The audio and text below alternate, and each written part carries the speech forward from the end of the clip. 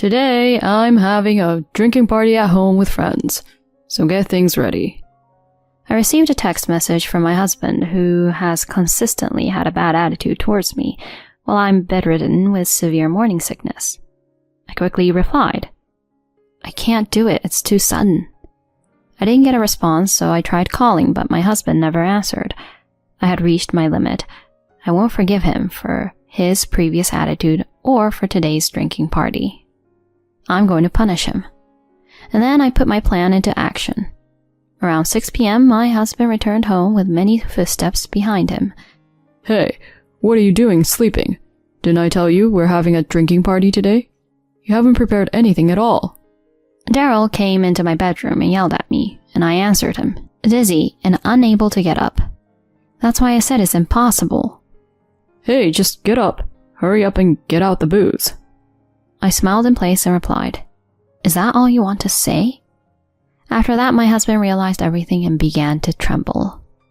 My name is Katerina. I'm a 29-year-old working housewife.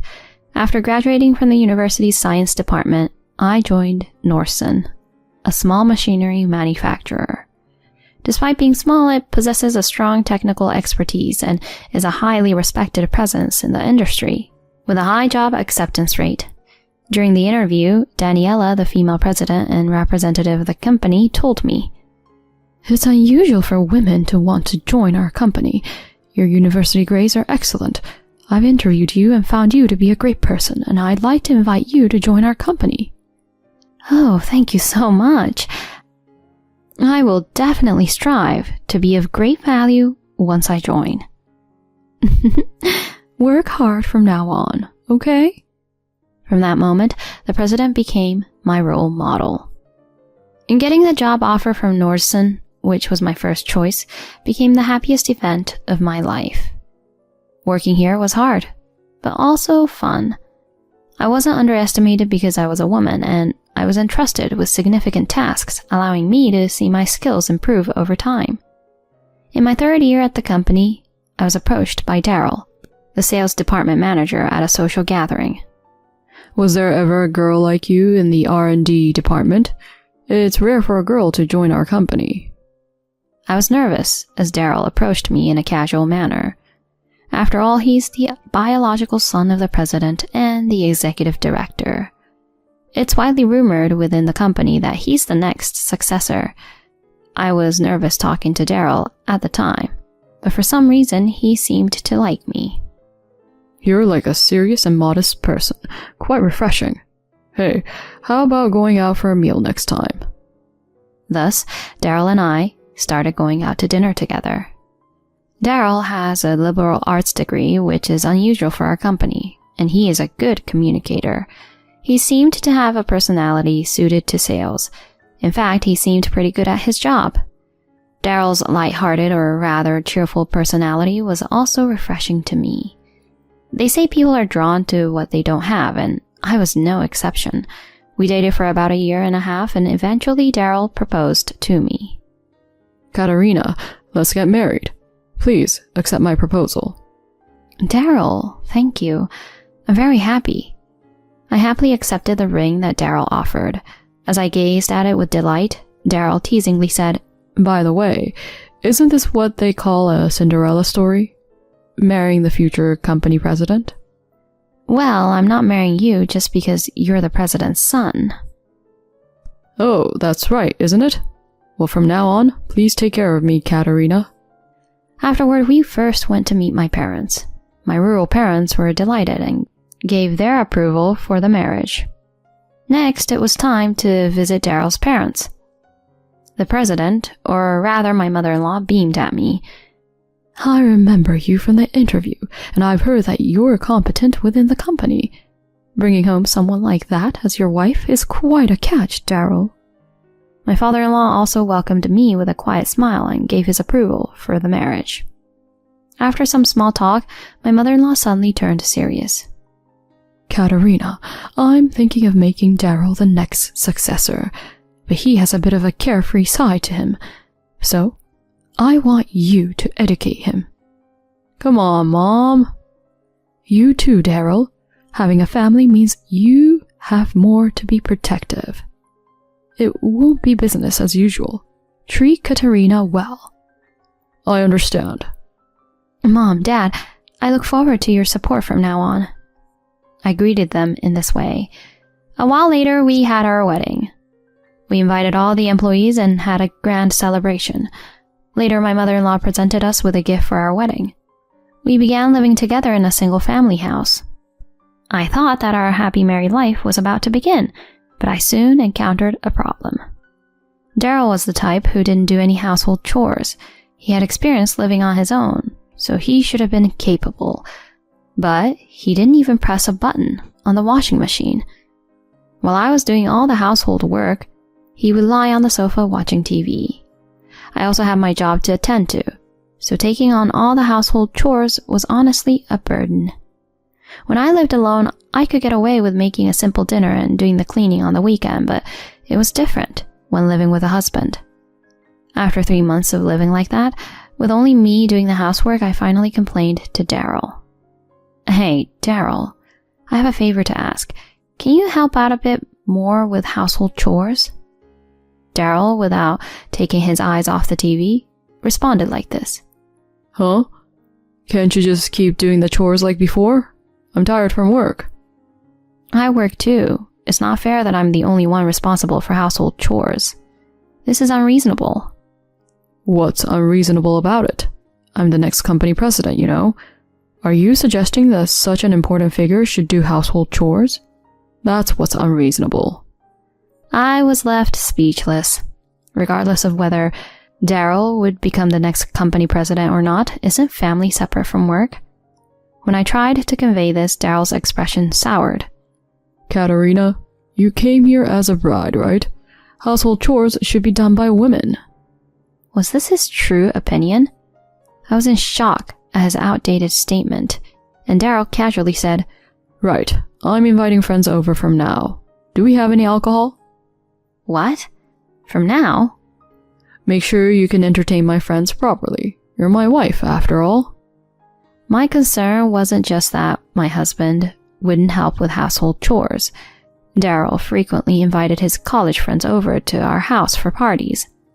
Each time I had to prepare alcohol and food, and my precious leisure time was being taken away. I understood that Daryl had his social connections and valued his friends, but honestly, dealing with this every week was exhausting. About a year into our marriage, I started experiencing health issues. I felt dizzy and had mild nausea that persisted.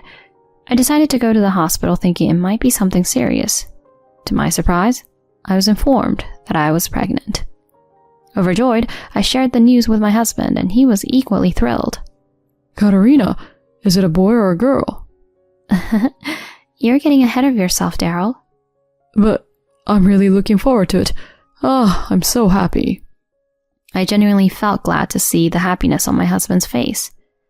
After that, we shared the news of my pregnancy with my in-laws who lived nearby, and they were even happier than Daryl. Congratulations, Katerina. Take good care of your health. If there's anything we can do, just let us know. Thank you, Mom. At that moment, my father-in-law said to Daryl, Daryl, from now on, make sure to support Katerina.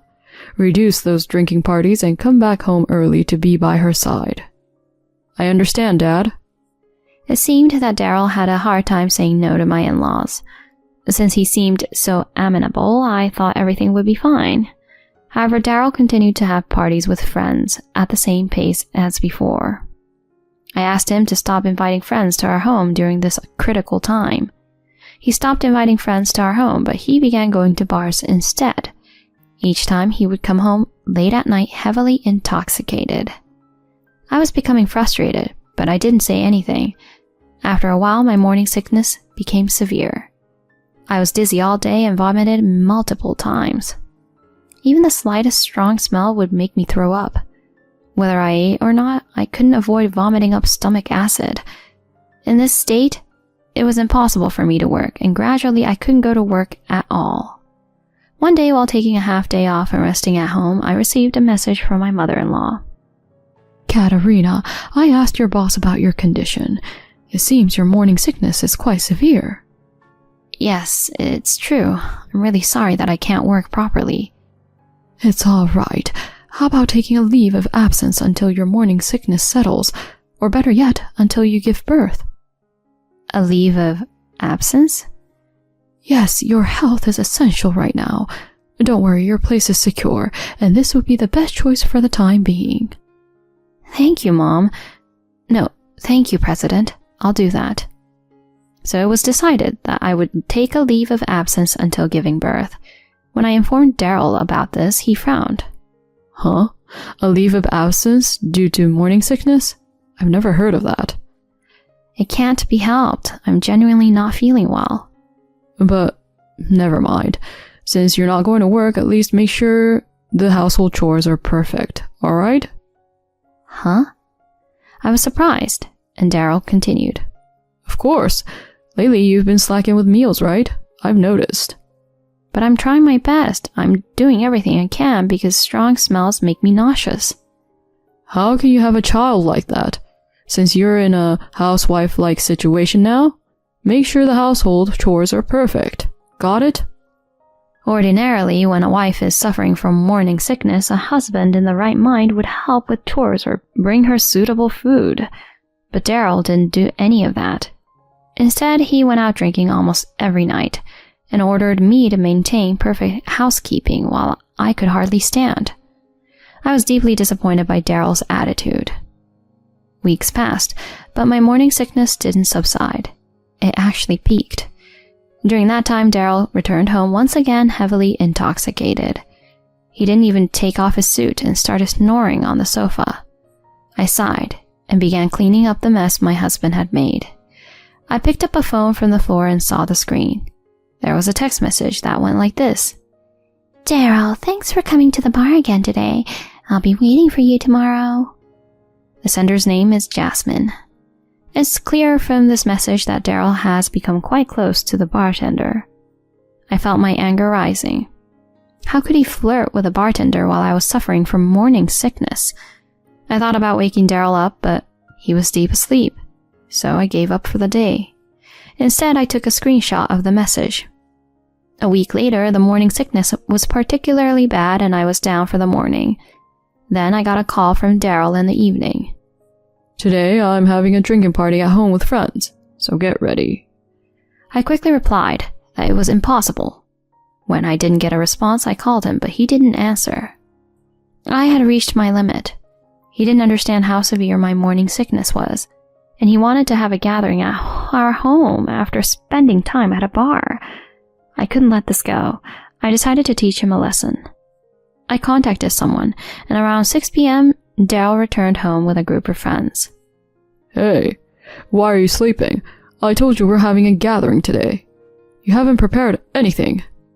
He came to the bedroom and shouted at me. I, dizzy from my morning sickness, responded, I messaged you. I can't do it today because my morning sickness is really bad. At least go out and have a drink. What's with all this morning sickness all the time? Don't be so whiny. I told you. It's impossible. Come on, get up. Serve some snacks with the drinks. I smiled in place and replied, Is that the only thing you have to say? Huh? What are you talking about? Daryl seemed annoyed and grabbed my arm, trying to pull me out of bed. Suddenly, the closet door in the bedroom creaked open. What? Mom? Dad too?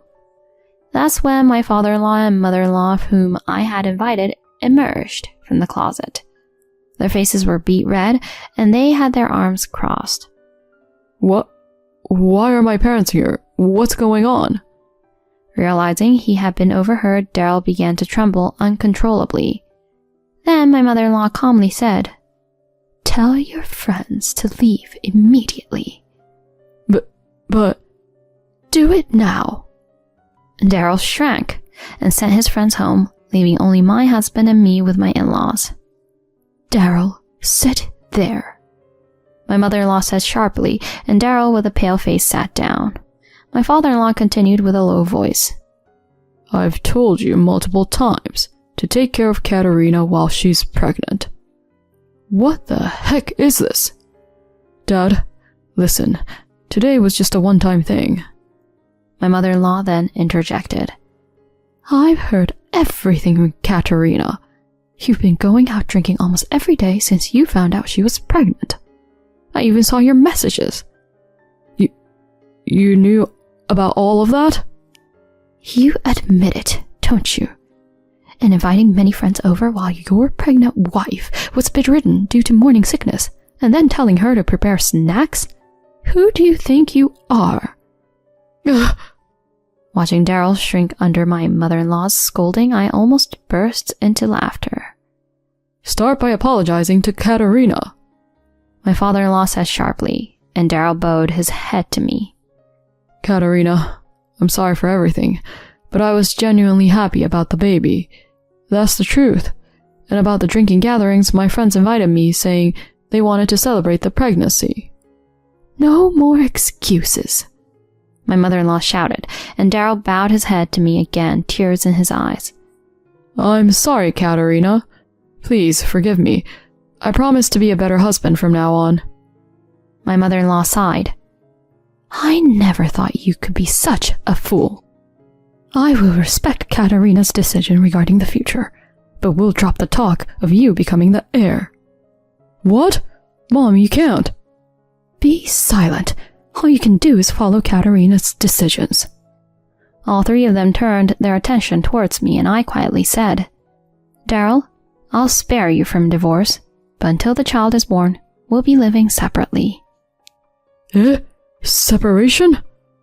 Mom, Dad, could you please help educate Daryl until then? Upon my request, my in-laws nodded vigorously. Katerina, thank you for not divorcing our foolish son. We'll straighten him out ourselves. Yes, maybe we should make him a monk or something. What? A monk? Please have mercy. With a pitiful voice, Daryl was led away by his parents. I waved to them with a smile. As promised, afterward, Daryl and I lived separately. He was forced to do all the housework at his in-laws' house and was strictly disciplined by his parents. And it seems like he really was made to have a monk's haircut, too. Later, Daryl contacted me repeatedly for help, but I ignored him. A few months later, with the help of my in-laws, I gave birth safely. A sweet little boy was born. When Daryl was allowed to meet him, he quietly shed tears. Now, Daryl and I are living together again. He's become a different person, coming home early, helping with household chores and childcare. He's working hard to regain recognition as the heir apparent. I'm sorry for what I did back then. I was truly at fault. He apologized, with his head lowered. While forgiving him, I made it clear that I would be taking the lead from now on. My in-laws have always supported me and showered love on their grandchild. I'm grateful for them, and I want to continue living happily as a family.